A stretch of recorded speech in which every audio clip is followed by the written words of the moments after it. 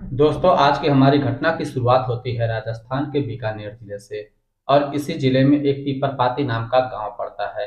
इसी गांव में रहने वाला एक व्यक्ति जिसका नाम कुंवर सिंह होता है। उसके पास 4 एकड़ जमीन होती है। वो उसी में खेती बाड़ी किया करता था। उसके 2 लड़के होते हैं। एक लड़के का नाम नसीब सिंह होता है और दूसरे का नाम सुमित सिंह होता है।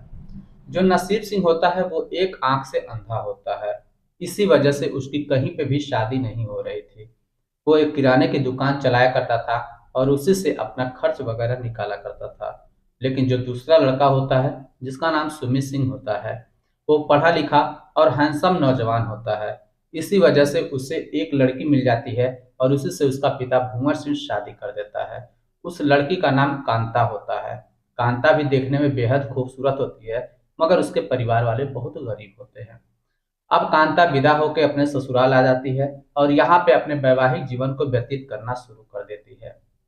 जो सुमित सिंह होता है वो पढ़ाई लिखाई पूरी करने के बाद इधर उधर नौकरी तलाश करना शुरू कर देता है, मगर उसे कहीं पे भी अपने मन लायक नौकरी नहीं मिलती है।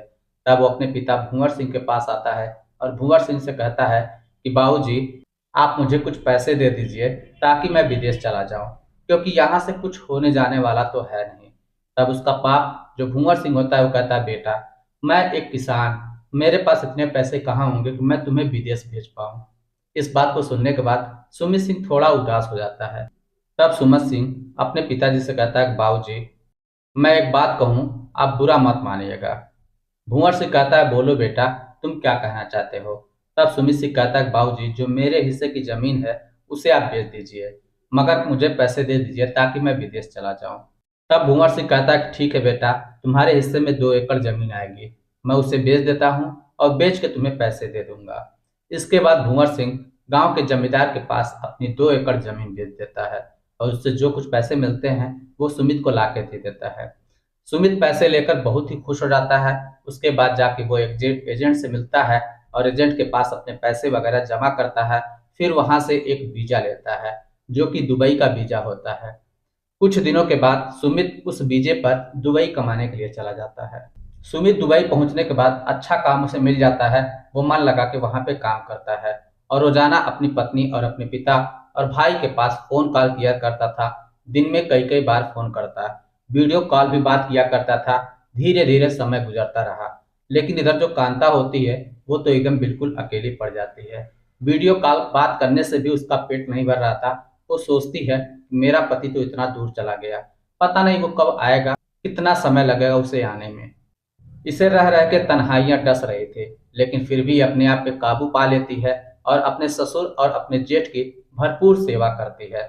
समय से खाना बनाना और उन्हें खाना खिलाना और सेवा सत्कार में हमेशा रहती थी। अपने ससुर की आज्ञा का पालन हमेशा किया करती थी। धीरे धीरे समय गुजरने लगा और समय के साथ जो सुमित सिंह होता है वो फिर अपने घर पे फोन फान करना बहुत कम कर देता है। और एक समय ऐसा आता है वो अपने घर पे फोन करना ही बंद कर देता है। यहाँ तक कि वो अपनी पत्नी कांता से भी बातचीत नहीं किया करता था। अब कांता और भी ज्यादा उदास रहने लगी थी। कांता सोचती है, ऐसी मुझसे क्या गलती हो गई जिसकी वजह से मेरे पति ने मुझसे बातचीत करना भी छोड़ दिया। पता नहीं, लग रहा है वो किसी और के चक्कर में चले गए हैं और कहीं ऐसा ना हो वो मुझे छोड़ दें। लेकिन उसके मन में एक विश्वास था कि कभी न कभी उसके पति वापस जरूर आएंगे। समय का पहिया डोलता रहा और वक्त आगे गुजर गया और आखिरकार तारीख आ जाती है 10 दिसंबर 2025। जो जेठ नसीब सिंह होता है वो सुबह सुबह 8 बजे खाना खा होकर फिर अपनी दुकान पे दुकान खोलने के लिए चला जाता है। दुकान पे पहुंचने के बाद फिर अपने ग्राहकों को देखभाल करना शुरू कर देता है। जैसे जैसे वक्त गुजर रहा था, उसके दुकान पे ग्राहकों की भीड़ ज्यों ही हल्की हुई, तब उसे याद आता है कि अरे, मैंने अपना मोबाइल तो घर पे ही छोड़ दिया है। वो फिर दुकान को छोड़कर और घर पे आता है तो क्या देखता है, उसकी जो भैहो है यानी कांता देवी, वो कपड़े धो रही होती है। उसके सर के बाल खुले हुए थे और पानी में कुछ भीग सी चुके थे। अब उसके शरीर की बनावट को देखते ही जो नसीब सिंह होता है वो उस पर मोहित हो जाता है। अब वो उसके साथ कुछ गलत करने के बारे में सोच रहा होता है। उसके दिमाग में आता है कि मेरा भाई तो फोन करता भी नहीं है, ये कहेगी तो किससे कहेगी, क्यों ना मौके का फायदा उठाया जाए। उसके बाद नसीब सिंह मेन गेट को बंद करता है और फिर किचन में पहुंच जाता है।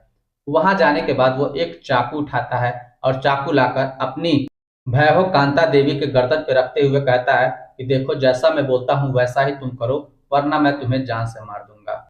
अब अचानक में यह सब होता है, जिसे देखकर कांता देवी हक्का बक्का रह जाती है। वो सोचने लगती है कि मेरा जेठ आज मेरे साथ क्या करने वाला है। और जो जेठ था, नसीब सिंह, वो अपनी भैरव कांता देवी से कहता है कि तुम मेरे साथ कमरे में चलो, और जरा सा भी मुंह से आवाज निकालने की कोशिश मत करना, वरना मैं फिर यहीं पे तुम्हें जान से मार दूंगा, तुम्हारा गला काट दूंगा। अब जो कांता देवी होती है, वो बहुत ज्यादा डर जाती है। उसके होश उड़ जाते हैं। उसके हलक में ही आवाज अटक जाती है। जैसा नसीब सिंह कह रहा था वैसा ही वो करती चली जाती है। उसके बाद नसीब सिंह कांता देवी को साथ में लेकर बेडरूम के अंदर जाता है। वहां का भी दरवाजा बंद कर लिया जाता है। अब जो नसीब सिंह होता है, उसकी पूरी आत्मा ही मर चुकी थी। उसका जमीर खत्म हो चुका था। वो एक पल के लिए भूल जाता है ये उसके भाई की बीवी है, और उसके साथ फिर गलत काम करना शुरू कर देता है। कांता देवी वहां पे हाथ जोड़ती रह जाती है, मिन्नतें करती रह जाती है कि देखो, तुम मेरे साथ ऐसा मत करो, ये बहुत बड़ा पाप है।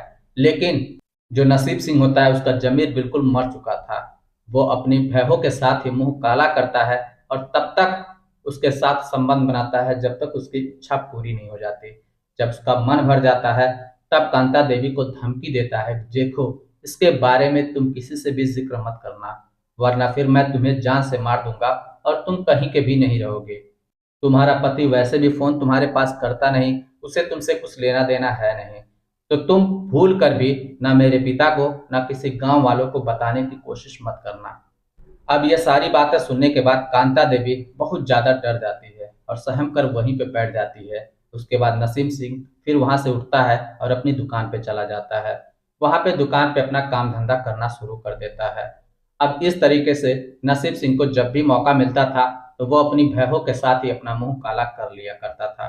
धीरे धीरे समय गुजरता गया और तारीख आ जाती है 25 दिसंबर 2025।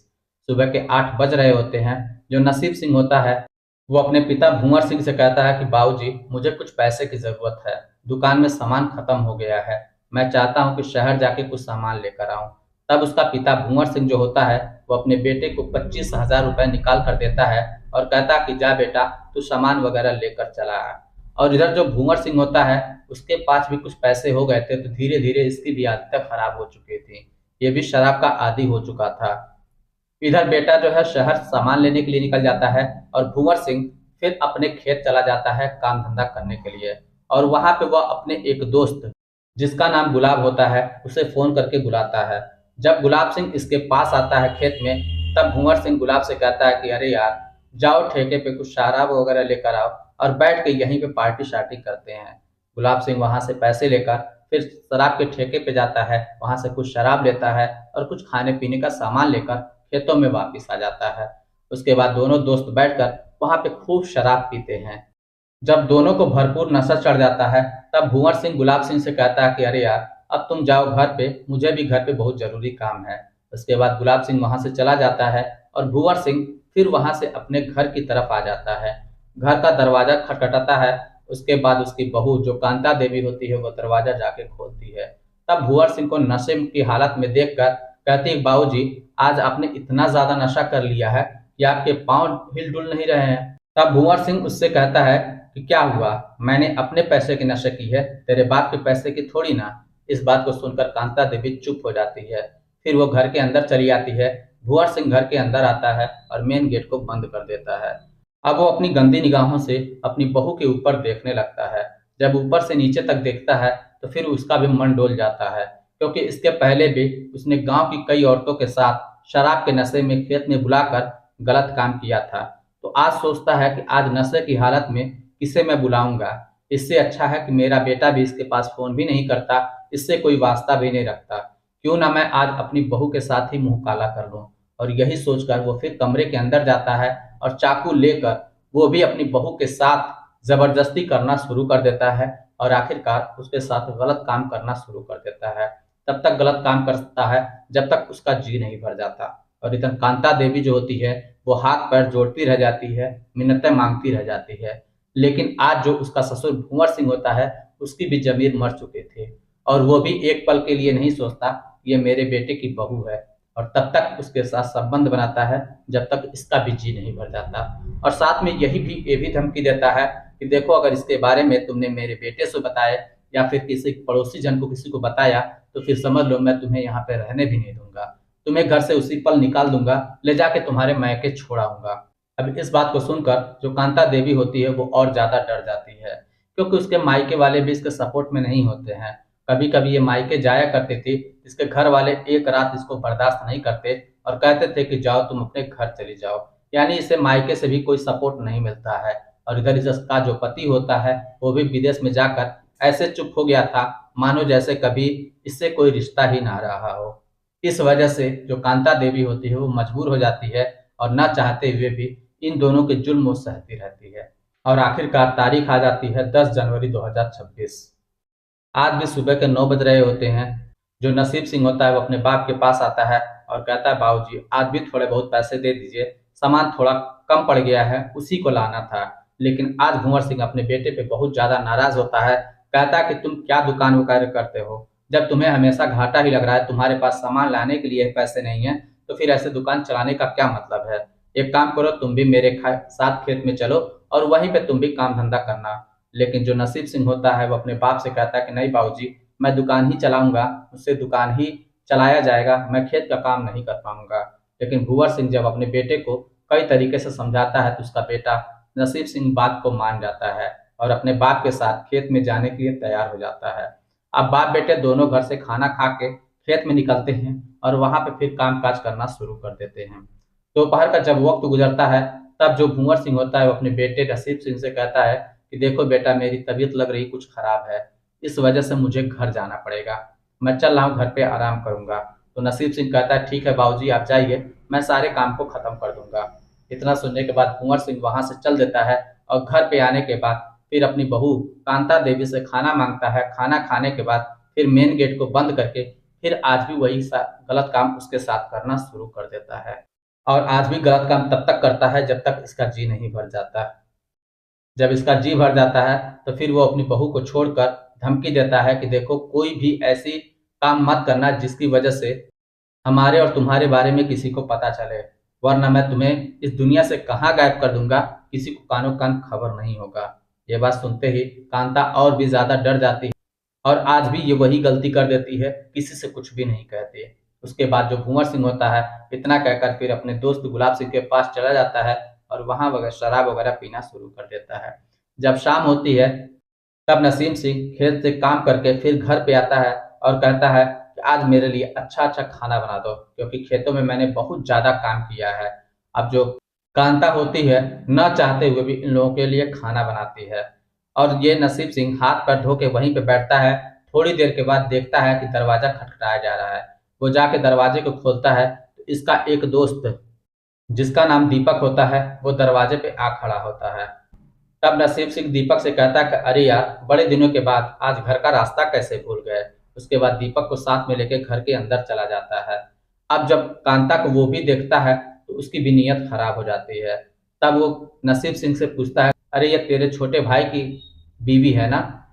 तो नसीब सिंह कहता, हाँ ये मेरे भाई की ही बीवी है, लेकिन मेरे भाई का कुछ पता जता नहीं चल रहा है, वो कभी भी फोन फान नहीं करता और इसी वजह से मैं भी बहुत ज्यादा परेशान हूँ।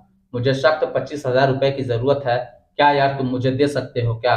तब दीपक सिंह कहता है कि हाँ यार, मैं तुम्हें 25,000 रुपए तो दे दूंगा, लेकिन इसके बदले में मुझे भी तुमसे कुछ चाहिए और इस पैसे को तुम्हें नहीं चुकता करना है बल्कि तुम्हारी भाभी को चुकता करना है। तब नसीब सिंह कहता है कि कोई बात नहीं, तुम उससे ही चुकता कर लेना। इन दोनों की ये बातें हो रही थी और उधर कांता देवी इन दोनों की बातों को सुन रहे थे। नसीब सिंह कहता है कि देख यार, पैसे तो तुम मुझे आज ही दे, लेकिन तुझे समय आज नहीं मिलेगा, कल दिन में चाहे जब भी आना, तुम अपना काम कर सकते हो। इतना सुनने के बाद दीपक बेहद ही खुश हो जाता है और 25,000 रुपए देकर वहां से फिर घर के लिए वापस चला जाता है। अब ये सब सुनने के बाद जो कांता होती है वो मन ही मन सोचने लगती है कि इन बाप बेटों का कुछ न कुछ तो करना ही पड़ेगा, वरना एक दिन ये मुझे बेश्या बना ही डालेंगे। तब उसके दिमाग में एक खतरनाक प्लान आता है। वो आके अपने जेठ नसीब सिंह से कहती है कि क्या तुम्हें पता है कि जो काम तुम मेरे साथ करते हो वही काम तुम्हारा बाप भी मेरे साथ करता है। अब ये बात सुनने के बाद नसीब सिंह भड़क जाता है, कहता है ऐसा हो ही नहीं सकता। मैं मानता हूं कि मेरा बाप शराबी है, लेकिन वो इतनी गिरी हुई हरकत नहीं कर सकता। हाँ, मैं जहाँ तक करता हूँ वो तो बात समझ में आती है, लेकिन उसका करना बिल्कुल भी सही नहीं है। लेकिन दोस्तों, करना तो दोनों का सही नहीं था। ये अपने आप को सही साबित करने के लिए इस तरीके की बात नसीब सिंह करता है। अब कांता उस पे विश्वास दिलाई जाती है, लेकिन फिर भी नसीब को विश्वास नहीं होता और आखिरकार वो कांता पे भड़क कर फिर बाहर निकल जाता है। कुछ देर के बाद जो भूंवर सिंह होता है वो नशे की हालत में फिर दरवाजे पे आता है और मेन गेट को बंद करके फिर अपनी बहू के साथ गलत काम करना शुरू कर देता है। मगर कांता आज उसका विरोध नहीं करती, क्योंकि आज उसके दिमाग में कुछ और ही चल रहा होता है। थोड़े समय के बाद फिर से दरवाजा खटखटाया जाता है, लेकिन भूवर सिंह कहता है कि दरवाजे पे चाहे कोई भी हो, तुम्हें दरवाजा नहीं खोलना है। अब जब काफी समय हो जाता है दरवाजा खटखटाते हुए, तो इधर जो था वो नसीब सिंह ही होता है। तो वो सोचता है कि लग रहा है मैं भैहो जिस बात को कह रही थी वो बात सच ही है। अब उसके दिमाग में कई बातें आनी शुरू हो जाती हैं। तब वो मेन गेट को तोड़ देता है। उसके बाद घर के अंदर जाता है तो क्या देखता है कि अंदर का भी दरवाजा बंद है। उस अंदर वाले दरवाजे को भी ये तोड़ देता है तो क्या देखता है कि उसका पिता जो है आपत्तिजनक स्थिति में है। ये देखकर उसके होश उड़ जाते हैं। वो आग बबूला हो जाता है और पास में पड़ी कुल्हाड़ी को उठाता है और अपने पिता के दो टुकड़े कर डालता है। इसी बीच कांता मौका पाकर वहां से बाहर चली आती है और चिल्लाते हुए गांव वालों को बुला लेती है। उसी में से एक पड़ोसी जन होता है जिसका नाम कांतीलाल होता है। वो तुरंत ही पुलिस को फोन करता है। मौके पर पुलिस पहुंचती है और नसीब सिंह को गिरफ्तार कर लेती है। लाश को कब्जे में लेकर पोस्टमार्टम के लिए भेज दिया जाता है। अब नसीब को पुलिस साथ में लेकर थाने ले जाती है। यहाँ इसकी पल भर कुटाई करती है। तब जाके नसीब सिंह अपना मुंह खोल देता है और सारी सच्चाई बता देता है। उसके बाद पुलिस उस पर चार्जशीट दाखिल करती है और फिर उसे जेल भेज दिया जाता है। तो दोस्तों, ये रही कहानी। इस कहानी को सुनाने का उद्देश्य किसी की ठेस पहुंचाना नहीं था, किसी की भावनाओं के साथ खिलवाड़ करना नहीं था। बस आप लोगों को सचेत और जागरूक करना था। वैसे दोस्तों, आप लोगों की कैसी लगी कहानी कमेंट करके जरूर बताइएगा। चलिए फिर मिलते हैं नेक्स्ट वीडियो में। तब तक के लिए जय हिंद।